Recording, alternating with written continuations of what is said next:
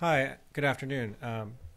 My name is Andres Martinez. I direct the Bernard Schwartz Fellows Program here at New America, as well as I oversee our Future Tense program, which is a collaboration between New America and Arizona State University that looks at the policy implications of some emerging technologies. And that's one of the ways in which we first connected with Arizona State. Steve Call, our president, and Michael Crow, the president of Arizona State, shared this desire to do convenings on emerging technologies, and Slate's been a great media partner in that program. And in the process of having this partnership, we have connected with ASU in many other ways, and including the journalism school. So it's a great privilege for us to have Professor Dan Gillmor here today with us. I remember reading Dan way back in the 90s and was always a huge fan of his writings back when I was a practicing journalist. I also wanted to just pitch this tradition that we have at New America. I say it's a tradition, but it's our second time doing this. It's the second annual forecasting contest. So you might see these forms when you walked in, but feel free to drop one off. And it's kind of a fun forecasting contest for what's going to happen in 2011, and if you win, we'll buy you dinner a year from now. The winner last year was actually a college student who dropped by for one of our events. So we have all these. What was the question? What was the forecast? There. You'll see there are a whole range of questions of multiple choice. There were 10 different questions, including. No, we had 3 people get 6 questions right, and then there was a tiebreaker, which was to guess where the S&P 500 would be. I think the best question on last year's was which I country would appear more times in the New York Times throughout the year. Yes, Iran, Israel, Iraq, or Italy. It actually was close. Anyways, so hopefully you'll do that and make us look bad again by having an outside visitor win the contest. But I want to turn things over to Tom Glazier, who directs our media policy work here. He's a Knight Fellow at New America, and he is going to conduct the conversation with Dan Gillmor and tell you a little bit about what New America is doing on media policy. Thanks, Tom. Thanks, Andres. Thank you and welcome.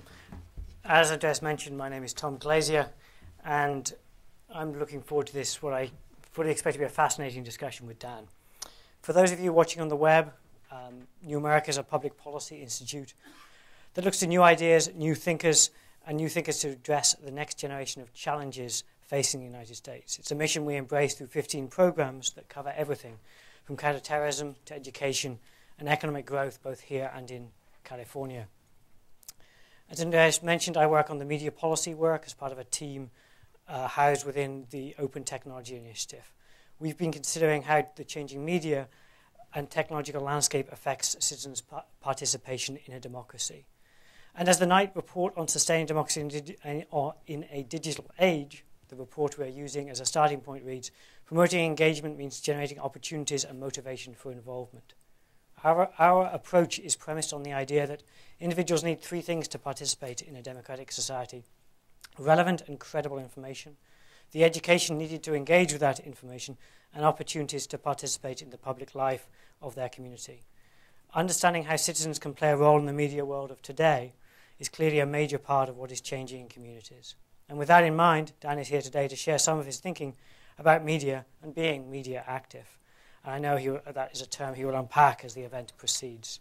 For those of you who do not yet know Dan, he's a former journalist at the San Jose Mercury News in Silicon Valley. He wrote We the Media, Grassroots Journalism by the People, for the People. He is director of the Knight Center for Digital Media Entrepreneurship at ASU and a columnist at Salon. In short, a person ideally situated to help us explore the new media ecosystem. And just before we start, I have to mention that this event is being live streamed on the web, and everything is on the record forever, or at least as long as Google or WikiLeaks can find it. For those of you on Twitter, please use the hashtag #NAFevent, and we will keep an eye on your questions during the Q&A. And without further ado, since I'd like to make sure we leave time for wine and cheese afterwards and plenty of conversation, I'd like to thank you all for coming today and ask you to please join me in welcoming Dan Gillmor to the stage. Thank you.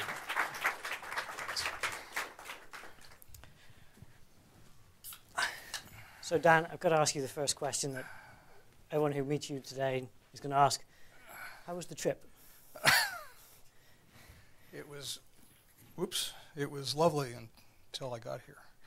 I've had a minor mishap. Did that just happen today?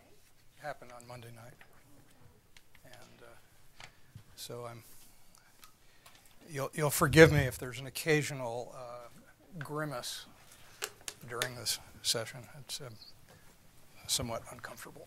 So anyway. Well, thank you very much for sticking with it. Appreciate that, the effort. Thinking about the longer journey to this book and the path that brought you to write it, what is it that motivated you as background to this? Well, there are many things are motivators. I think the most direct one was after the last book, thinking about the incredible growth in citizen media people participating, creating media. And I have never stopped thinking that's wonderful, and I've not stopped thinking that that's getting more and more exciting. But I also realized that we could, in a sense, we could kind of declare victory on media creation by lots of people. That was happening. What we couldn't fully or even partially declare victory on was the very fundamental reality that a lot of what's out there in what people create, both at the professional and the non-professional level, is not always trustworthy. And that in a media saturated world, we have to rethink what the roles are of various people who are part of it. And so in the end, what I decided was that really two things. One was that while it's important to upgrade and continue to upgrade the journalism, the basic journalism and the information flow, it's at least as important that we upgrade us, the audience, the former audience, that we have better demand, in part to assure better supply, but mostly to ensure that the people will know, have some better sense of what we can trust and what we can't. So that's the basics of it. And I've had the opportunity to read this before the event, and I still characterize your response as something akin to a 12-step program to the upgrade. You break it down into several points. The first part is principles of media consumption. And could you explain a little more about what you mean by what you're asking people to do if they're more active, and how they should do it? Well, we're all more, even those of us who create a lot of media, are more consumers than we are creators, because that's by definition.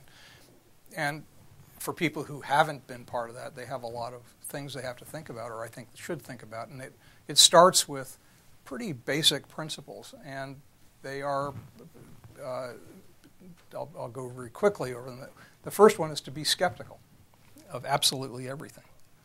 The second one is not to be equally skeptical of absolutely everything, to use judgment.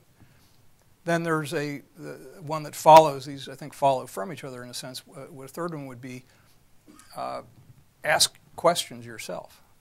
Don't just stop and read widely, ask questions. Especially when it's something about which you care deeply and will maybe make some decisions that are important.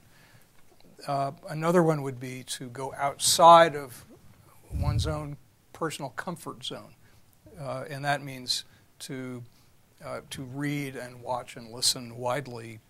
Don't settle for what you might already agree with. That would be disastrous. And also to look for things that are not things you're not likely to see because of who you are and where you are. So that would include in my case, I love reading Global Voices online because it's about people in other parts of the world who I would never know about otherwise. And then finally, to really understand what's involved in creating media and using media, not just in the sense of knowing how to take a mobile phone camera picture or do a tweet, but also understand media and how media are used to persuade, if not manipulate. That there's a whole bunch of principles and then a lot of tactical things that go with it. And just for straying from the book a little, thinking about the current environment and also current events.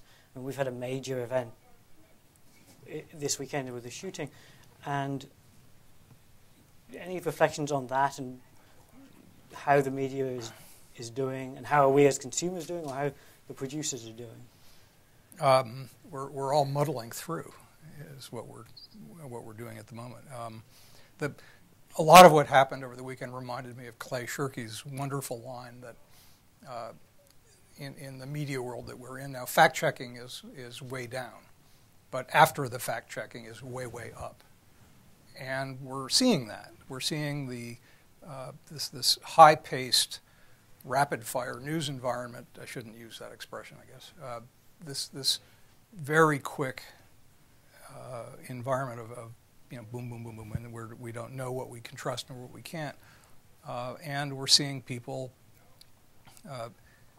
as always, tending to believe the first thing they see. And I'm desperately hoping that we will persuade people to not trust the first thing they see in breaking news events, and to actually be more, the more quickly you see something after an event, the more you should be skeptical.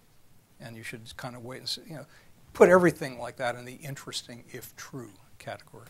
Yeah, it's interesting. I mean, the AP got it right and NPR didn't in the case of the possible death of the Congresswoman. It's interesting the AP still did get it right, I think, Yeah. which is important. The second part of, you talk about in your part 2 about in a participatory culture, none of us are fully literate unless we are creating.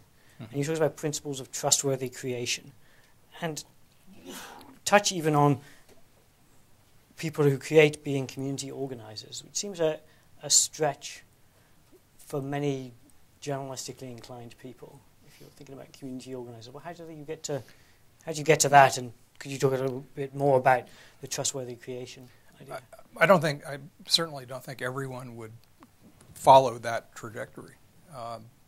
But one of the things that seems fairly clear in what's going on is that the creation of media, the participation in this emergent conversation that's happening,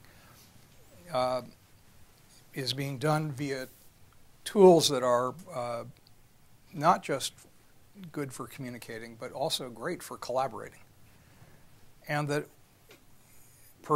some subset of people who collaborate at some modest level will take that experience. They'll say, wow, I got something done, and apply it somewhere else in this collaborative sphere.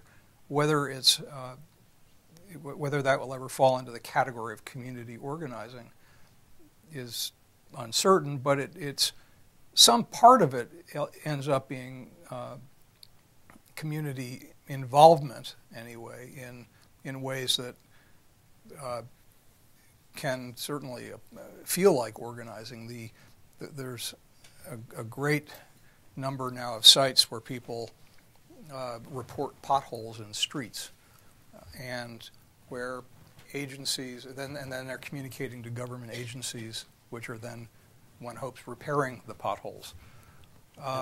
And one of the people who's created one of those sites, and I'm paraphrasing, I don't have this exact, but he said that pothole sites are the gateway drug to community activism, or something to that effect. And I really like that, because that's an example of what's possible.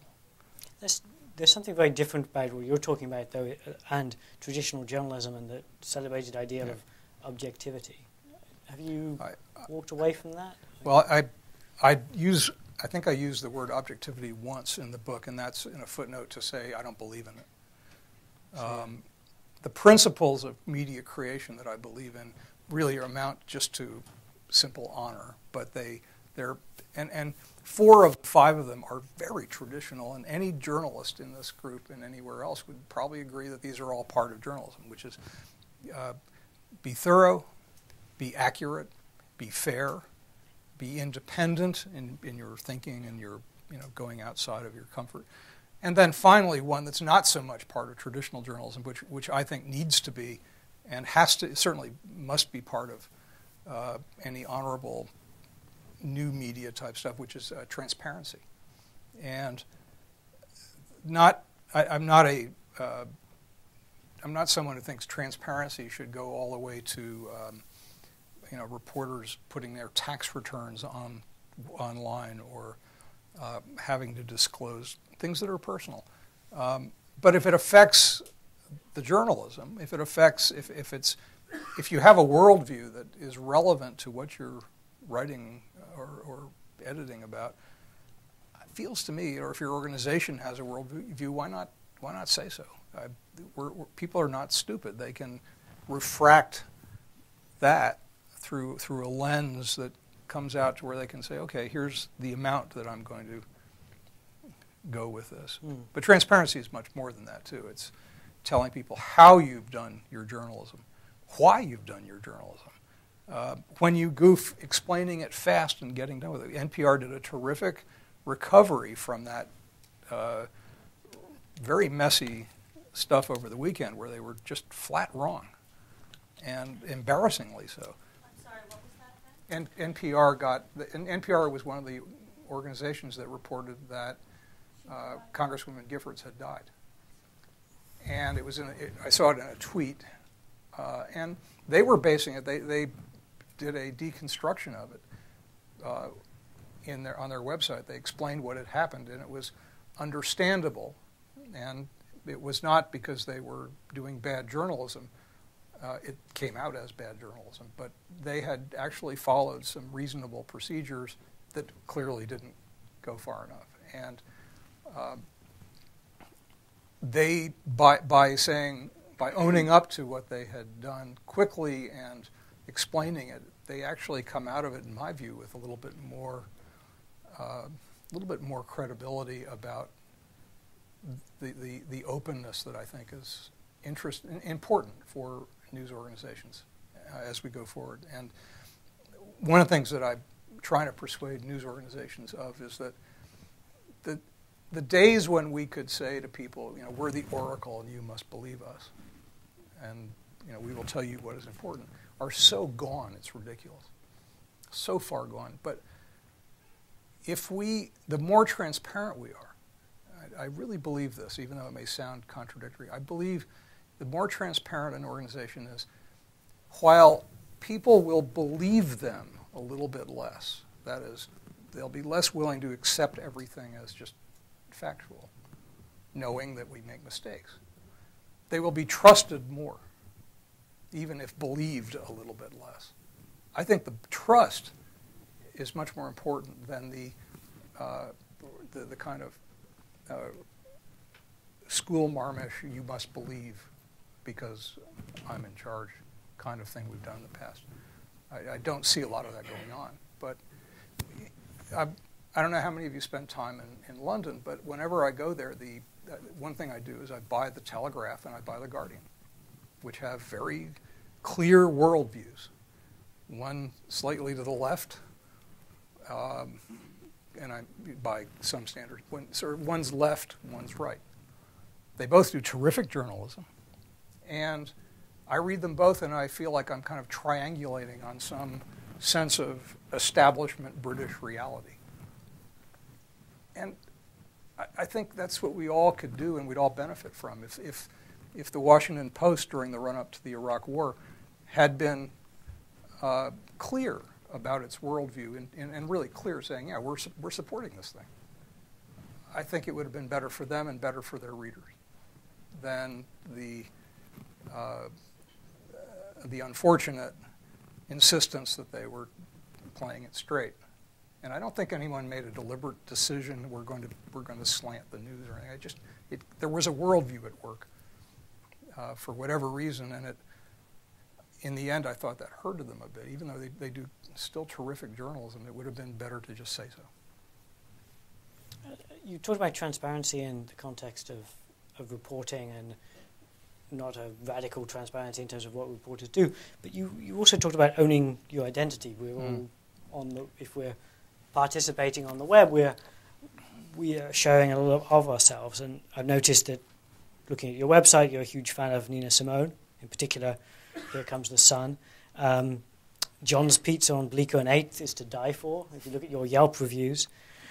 Your tweets are pretty constant, and it appears you use the Seismic client for doing the tweeting. Is there something we should be fearful of if you can do so much triangulating, or are there rules that we should follow to ensure that we own our identity, maintain some control? You've raised a couple of separate issues here. I fundamentally believe that we all, in our public participation, which we're doing to some extent, many of us, if not most of us, should have a place online, have a place on the internet that's ours, that is the reference point for what we say about what we do and who we are as individuals, because otherwise we let others define us. And others, in the end, will define us if we're public at all, to some degree. But we should have at least a fighting chance of getting out in front of this other people talking about us and saying who we are and what we believe. And I think more and more that will be clear. We need our own place, and it should not be simply a Facebook page or a Twitter feed or some other person. It should be your own domain. To the extent such things are ownable, we should own our own home base online. And then put on it whatever seems appropriate. And the more one is involved in some controversial stuff of any kind, the more important I think that becomes. Right. No, and you explain your sort of response to Facebook and privacy in here, and you left and came back because you felt more comfortable to some extent, which I think is really interesting. And we have a new ecosystem with different strengths and weaknesses, and we have these new actors. And again, to sort of put the book in the context of today and the ongoing saga over WikiLeaks, you've written a little bit about this and your perspective on this. Can you share that? Well, I must say I didn't get WikiLeaks into the book, even though I had been paying attention to them before I did this. I guarantee it will have a role in version 2, which will be out later this year. But WikiLeaks is one of those it's a pivot point in media and journalism, not because it's completely unique, but because of its the power of what it's done and the attention that it has attracted. And we're all going to be struggling for some time with the implications of WikiLeaks at a lot of different levels. I mean, there are some things that governments appropriately need to keep secret. But it's clear that there are a lot more things that are secret that are not appropriately made secret. That's one thing. There's so many issues that it raises, and we could spend the whole evening on that. I guess I will make one sort of urgent point about WikiLeaks, and that is that journalists who don't actively defend WikiLeaks are making a serious error, because I'm not claiming that WikiLeaks is identical in any sense to the Washington Post or the New York Times. However, what by all accounts they are being investigated for and maybe put on trial for, Assange himself, if it's going the way it looks, it's hard for me to see how he is any different in not, certainly there's elements that are different, but what Bob Woodward has made a career of. You know, Bob Woodward wrote something, and Assange didn't write a word. well, but I mean, how are you going to define journalism? WikiLeaks is actually, they've done a lot of due diligence on this latest stuff. They have, so we should, there's a million questions we could spend on WikiLeaks, but they are not doing traditional journalism, but they are certainly doing something that is part of the journalistic ecosystem. They got documents from a source, and they redacted them, and they put them on this latest batch. The documents in this latest batch, they have released way fewer than the press has reported. They've not released 250,000 in this batch. They have given the documents to journalists, but WikiLeaks has only published itself what the journalists have written about in this current State Department stuff. This is one of the great myths about what they're doing. I'm not saying they're the same, but if we don't protect them in this case, we're inviting government attacks on the people that apparently you and others would call real journalism as opposed to them. We cannot, in my view, if we don't defend them, we are not defending ourselves as journalists. So we'll move to questions from the audience in probably 5 to 10 minutes. I knew if we got to WikiLeaks, this and I'm sure that'll come up. I'm sure WikiLeaks will come up. But just thinking more broadly, the media context of today is very different from 1999 when you started blogging, and you had some great comments. What follows is a digested version of my column for Tuesday, October 26, 1999, in which I would explain what we're doing and how I hope this will evolve. I'm trying one of these new forms. It's called a weblog. And it's a combination of styles that could exist only on the web. Text, pictures, hyperlinks, and soon audio and video are part of this new form. And I can't wait to start experimenting with it. We're more than 10 years after you wrote that.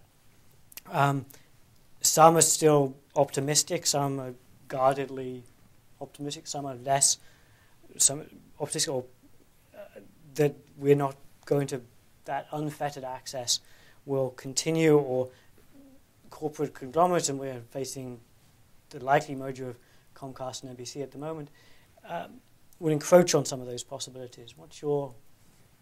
Andreas talked about forecasting. What's your forecast at this point in 2011? Or hints of what you might think. I'll tell you what I hope will happen, or what I hope won't happen.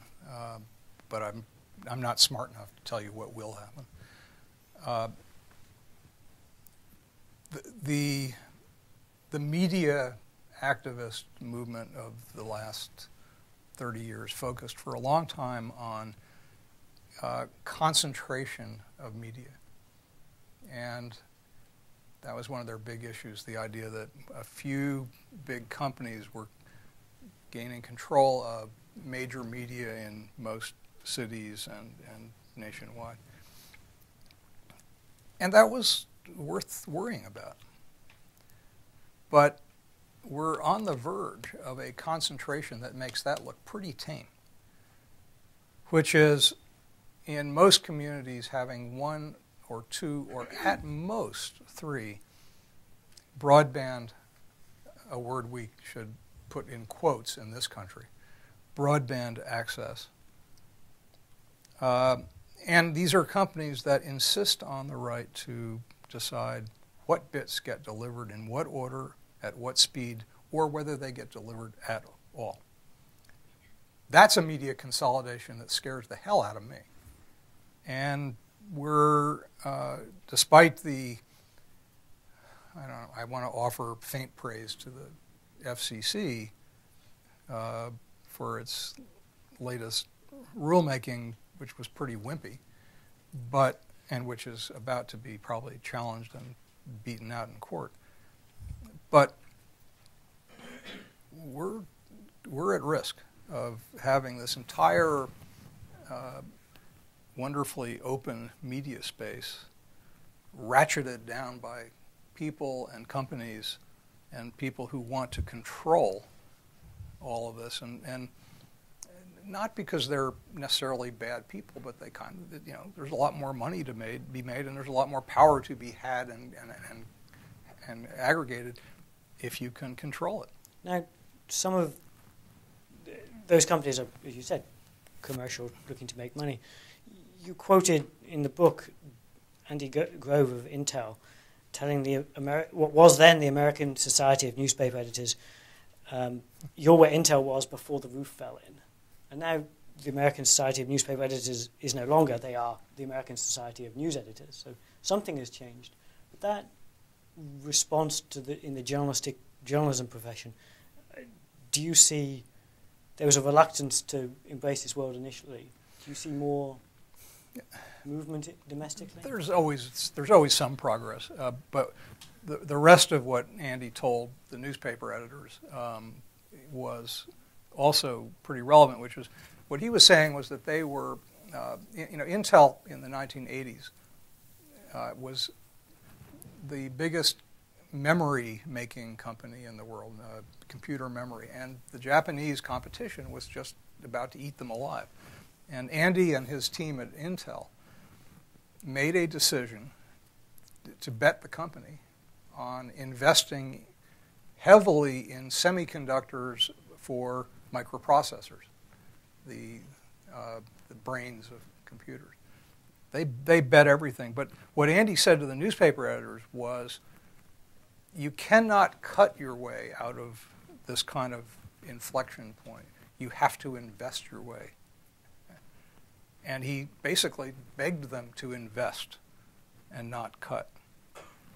By and large, they have not taken his advice in the traditional media. And I think it shows. Yeah. There are definitely some innovations happening at the local and hyper-local level and at the community level, I'd say, as well, wouldn't you? Well, there's innovation everywhere. One of the reasons I'm so, crazily optimistic is for all of the problems we're seeing, and we're seeing a lot of problems, there's a million experiments going on. Right. That's probably an exaggeration, but it won't be for long. There's no barrier to entry in digital media. This is so exciting. It means that anybody can try. And lots and lots and lots of people are doing that. So because of that, and I'll again refer to Clay Shirky, who is probably the most brilliant observer of all this, who I know, is that the fact that there are so many experiments at such low individual cost means that even though, as in any startup field, most of those will fail. In the startup world, most things fail. But even though most will fail, there's a law of big numbers. If there's a lot of people trying, even though the percentage of successes will be small, it'll still be a pretty big number. And we're only at the beginning of that. We're not at the end. We're in the early phases. I think if this is a baseball game, we're in the top of the second inning.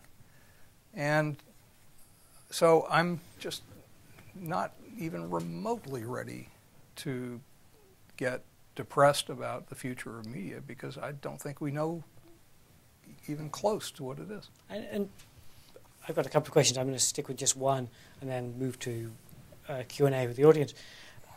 This book is in some ways an experiment. Mm-hmm. In an innovation, you stood firm wanting to do a Creative Commons license to make it free for download on the web. And you were intensely collaborative around putting early copies of the chapter up, and I'll admit to having printed one out and not sent you comments. But I know others did. Any lessons there for the Mediactive audience? Well, the last book, We the Media, was free for download from the day it was on sale. And it went on sale, the hardcover, more than 6 years ago, the paperback about 4 years ago.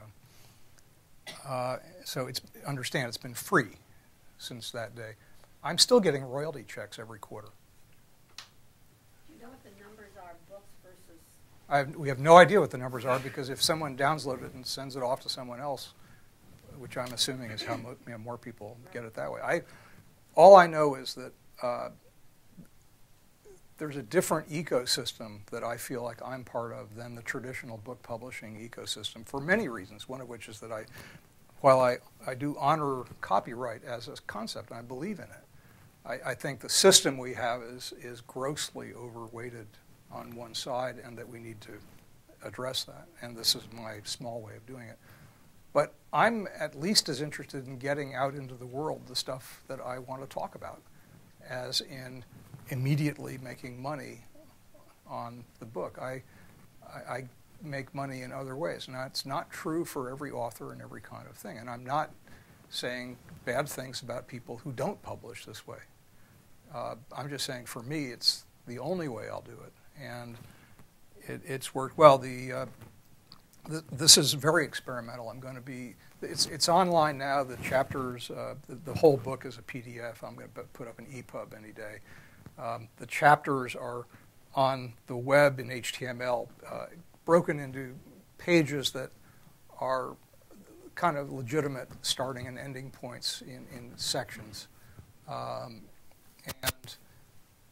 we're going to have that, and it's going to just, except for typos, which I've already been informed of quite a few by the audience. Thank you all. We'll fix those, and there's no substantive stuff in the baseline edition. But starting in a month or two, everything else, exactly what's there will go on a whole separate part of the website, and we'll start redoing the book in version 2, which will be out later this year, where I take what I'm learning from people, things in intervening events. WikiLeaks will certainly be in there. The Arizona shootings will probably be in there somewhere. Tools or some things I didn't know about. If someone persuades me I was wrong about something, by God, I'll have that in there. And so the next version will be incrementally better, which is how the web works anyway, kind of how life works, I hope. And meanwhile, experimenting with different forms, so there will be an ePub edition soon where I video of some of the people I interviewed for the book, like Jimmy Wales and Dana Boyd and a few others, and I'll drop the video in. I'll do some other things. I'm going to play with it. This is too much fun not to experiment with. So, in the spirit of incremental improvement, I'll move to audience questions and put a few, and we have a microphone coming forward. And the lady in the brown first, on the right, Cara. And please introduce yourself. My name is Rachel Oswald, and I am a journalist. I wanted to go back to WikiLeaks and kind of talk about my own feelings. I don't think WikiLeaks should be prosecuted by the U.S. However, I haven't actively defended them either. I think the way that they have made some improvements in the way they released the diplomatic cables, but their handling of the war logs from Iraq and Afghanistan was, they certainly, I do think, endangered some sources on the ground, and I don't think they acted as proper journalists should be in not properly vetting what was released. So if you're going to say you're a journalist, I think you should abide by a couple of things that I don't know that they did with those first releases, and also with the threat by Julian Assange that if he's prosecuted, he'll release a nuclear bomb of information that would, who knows, do what to international your question, order. I'm sorry to... So I would just like to hear you respond to those thoughts on what new media journalists, I mean, granted, you can be a blogger and call yourself a journalist, no problem, but what kind of guidelines should journalists abide by? You have high standards for practice that certainly have not been applied to most of the traditional media. That's the first thing. There were many statements that they were endangering lives. There's been no evidence that they did. I'm not saying that they were. I agree they should have redacted more than they did. However, they did offer the U.S. government, in both cases, they said, if you want to help us redact this, we'll we'll listen and we'll work with you, and they were turned down.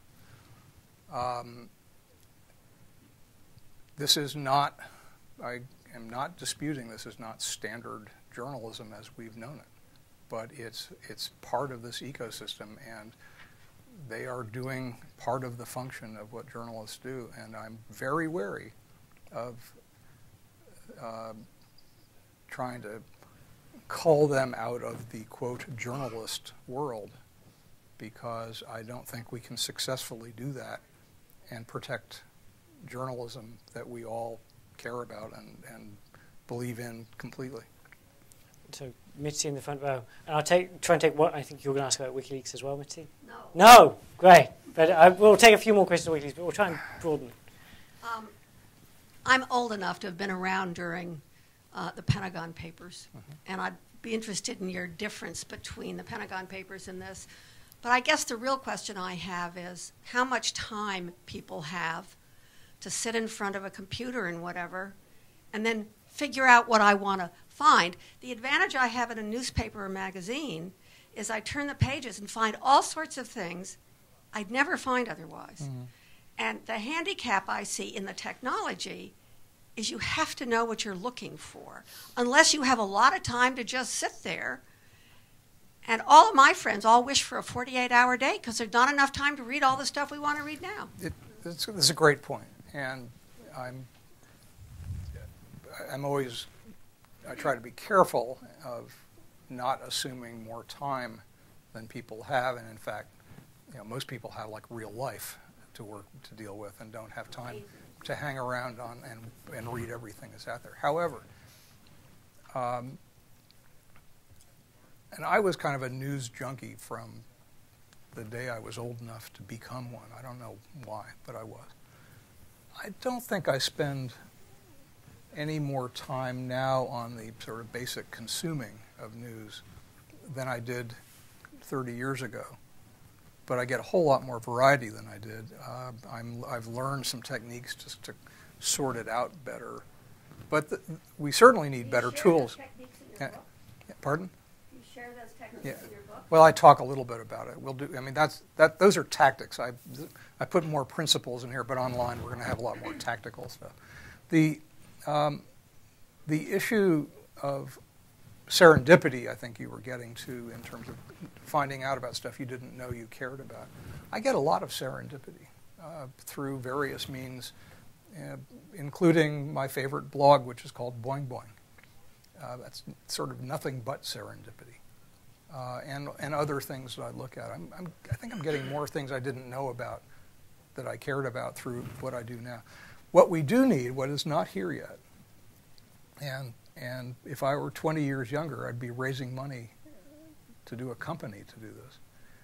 We need to get better systems that combine human and machine intelligence, the human part being crucial, because we know that just machines don't, just programming alone is not enough. But to basically combine this in ways that will help us as individuals and as communities, whether those are communities of interest or of geography, sort through this flood of stuff to get things that are of value to us and that are relevant. And it will, when we get this right, and we're quite a long time, I think, before we're going to get these tools to where we need them, we will still have some common reference points. There won't be as many as there are now in what is still a TV-dominated world.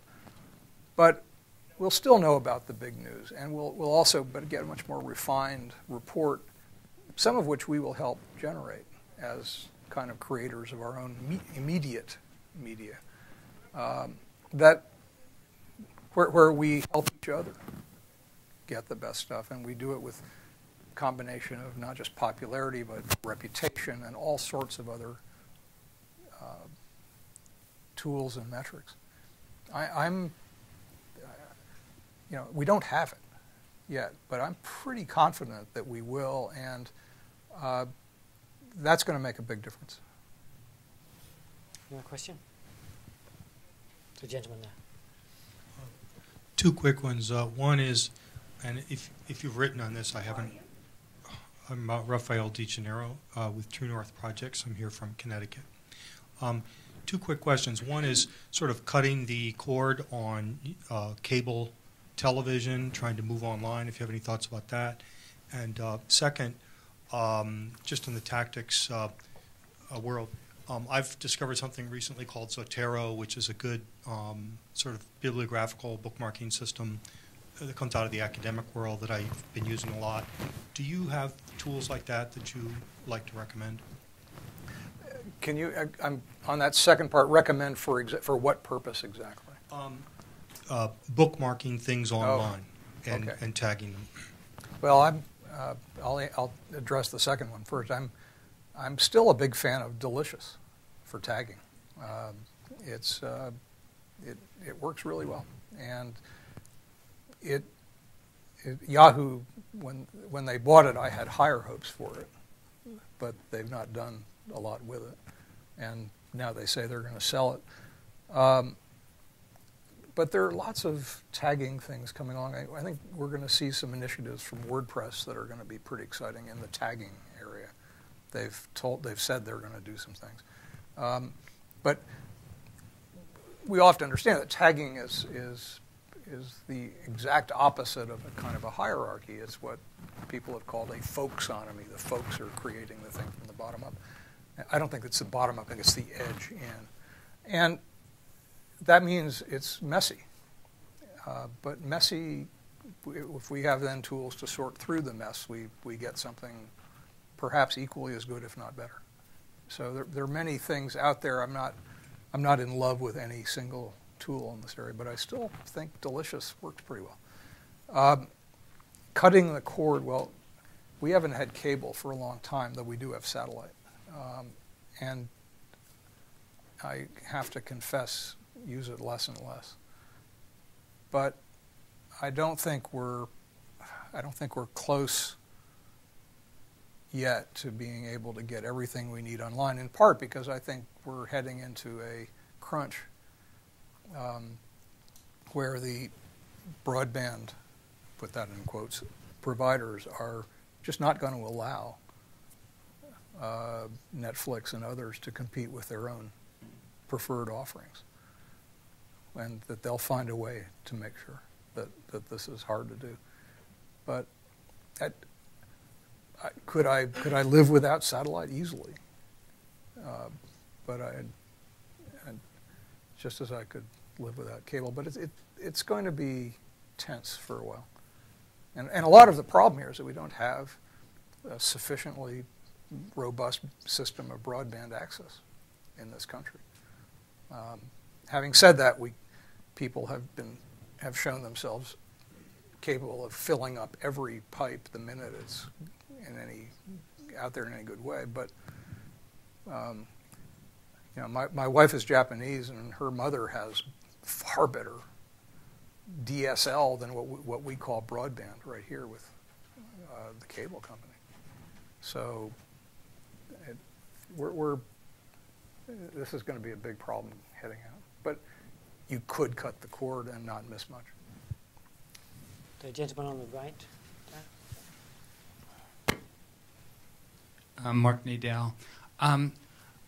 You urge a skepticism, I guess, critical thinking approach, and for many people that's, clearly the right way to do it. I'm wondering, though, how you would approach teaching that in communities that are more religious, where the tendency is to take things on faith. That's the right thing. You don't question the good book. And if you challenge the leaders, that's not being patriotic. How do you teach those communities to be critical thinkers? I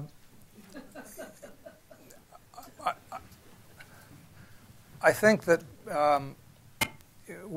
you're right that in lots of places in this country, a teacher who actually taught critical thinking would be in danger of being fired as a dangerous radical. And parents, many of them won't. But and and I'm not saying I don't have a good answer for this, but I think evidence matters. I think that even people who base some significant portion of their lives on some faith encounter things in other parts of their lives where being a critical thinker will do them good, and may already be doing it. The religious right has, I think there are certainly critical thinkers when it comes to traditional media. Not always for reasons that I agree with, but have at it. If people start challenging this part of what they're dealing with, maybe they'll start asking more questions. But in other ways, I don't think that's not a complete answer. And I confess, I mean, if this movement that I'm trying to join, I'm certainly not the first here, is going to make any progress, it will be first at the margins. But the margins can add up fairly quickly, and once people do it, I think they start helping others do it. I'm not ready to give up on anybody in this area, not at all. I'm just looking at the back. I think, is there a question on Twitter? There is actually not a question on Twitter, but I do have a question. You mentioned earlier that pothole sites, as your quote says, pothole sites are the gateway drug to community activism. And there's all kinds of sites that qualify as sort of pothole sites or niche sites that are of interest to any random neighborhood or city.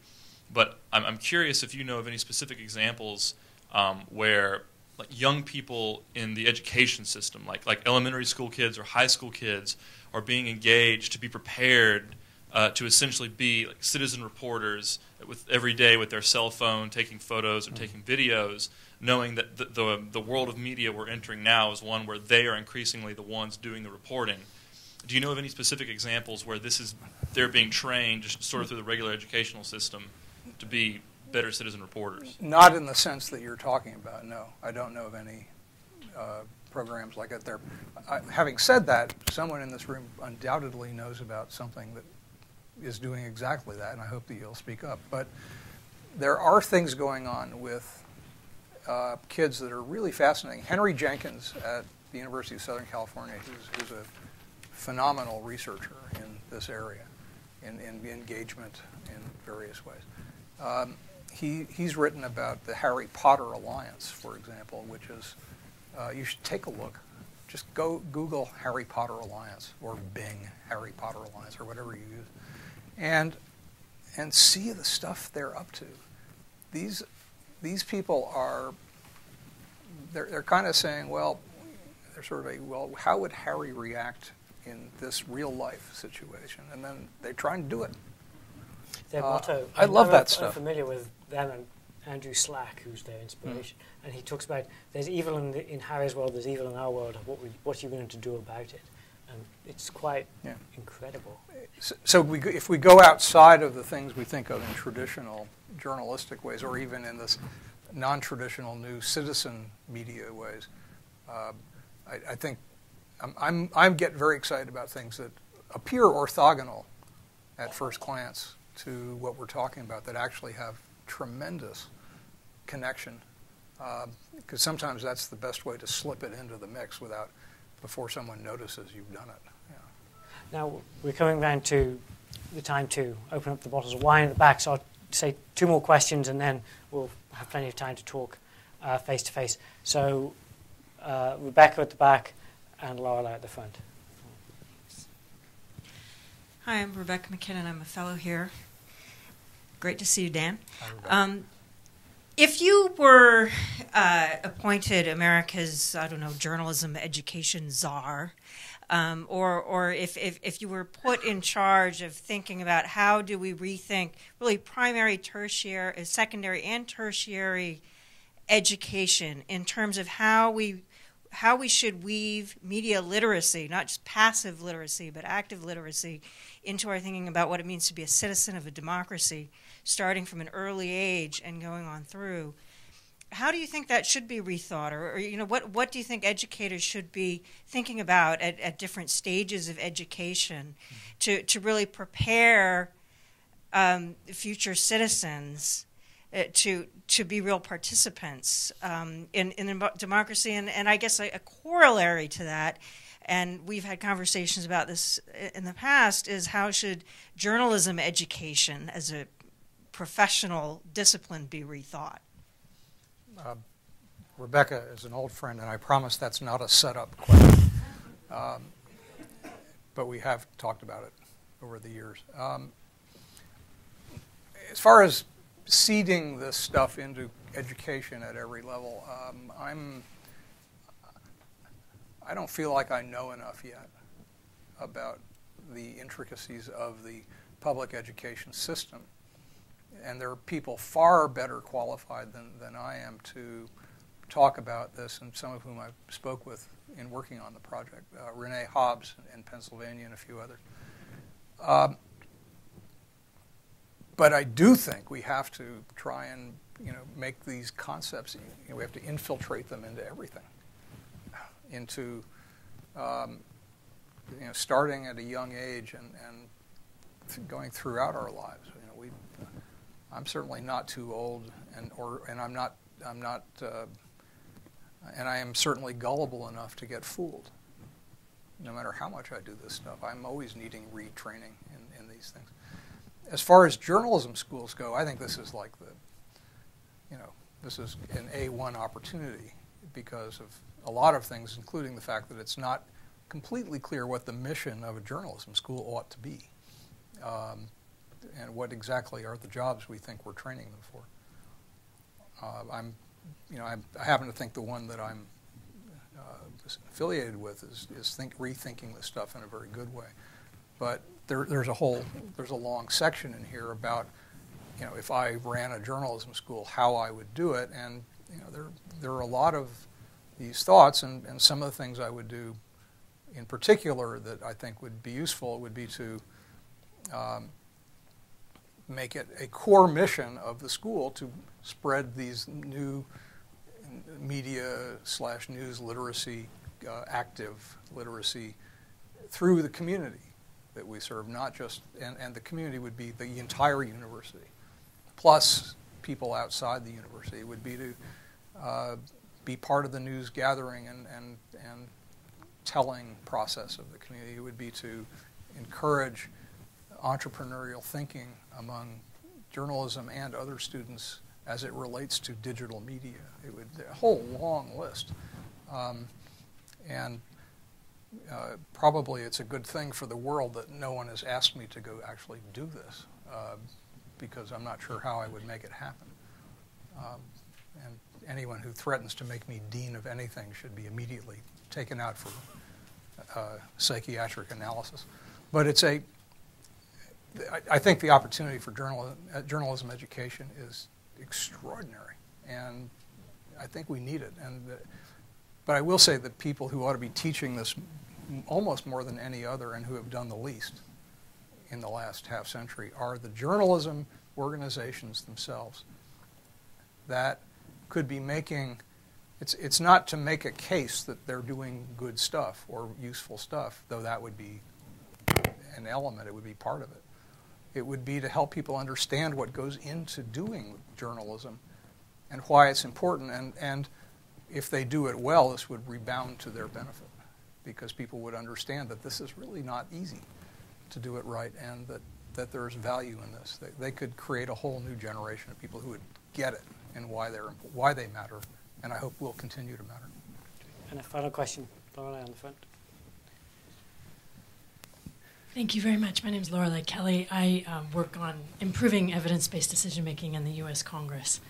My question for you is do you see... no, big task. There were snickers for those watching on the web.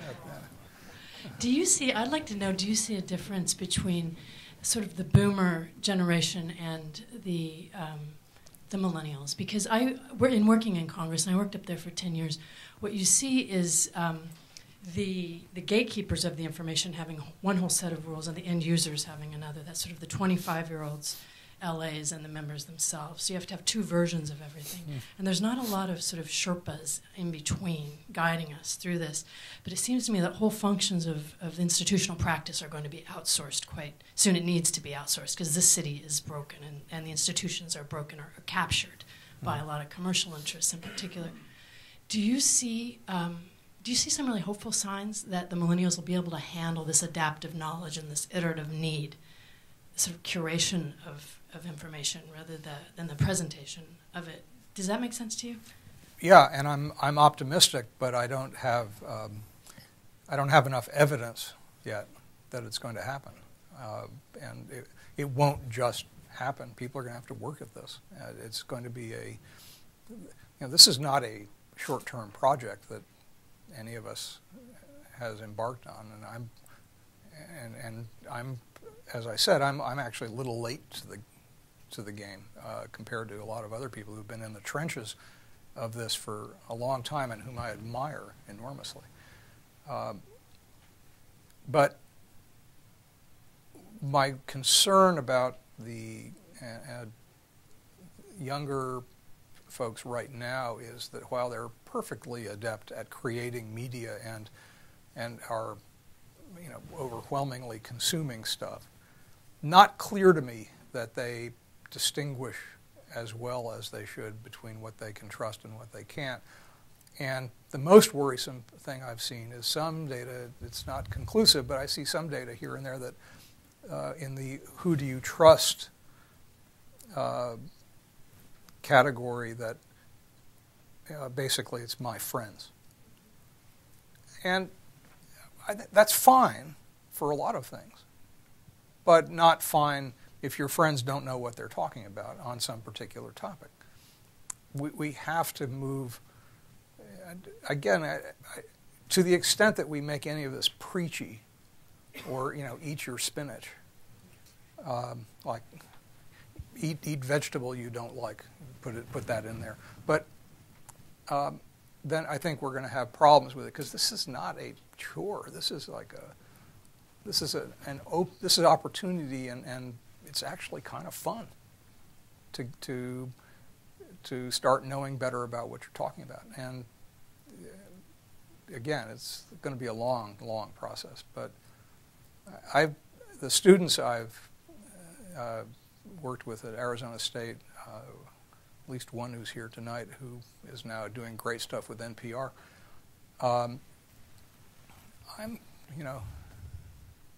They don't worry me. In fact, I'm jealous of them because they're going to get to invent this, and from what I can see, they're going to do it. So, first of all, thank you all for coming. And as Dan, you mentioned, this isn't a short-term project; it's a long-term project. The next stage, perhaps we can consider over wine and cheese at the back, and we welcome all of you to come back to future events. We will be having several events over the next 4 to 6 weeks on community media and community wireless, different takes on other challenges in the emerging media ecosystem. So without further ado, quick round of applause. We thank Dan for coming. Thank you.